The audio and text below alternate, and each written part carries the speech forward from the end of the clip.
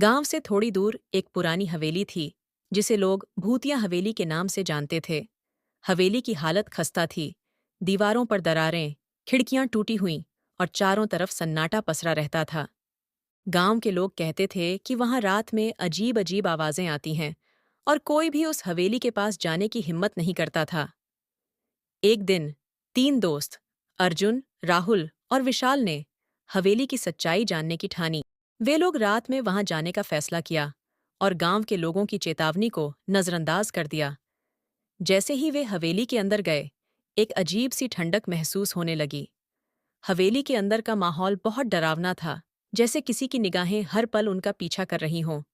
अचानक एक दरवाजा अपने आप जोर से बंद हो गया।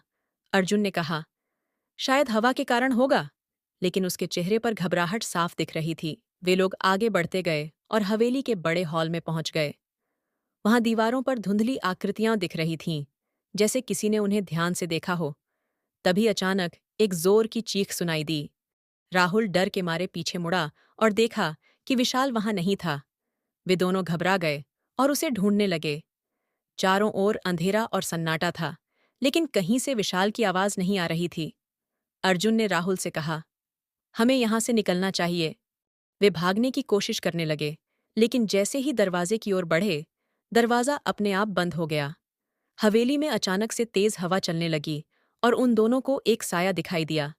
वह साया उनकी ओर बढ़ने लगा और धीरे धीरे उनके पास आकर रुक गया।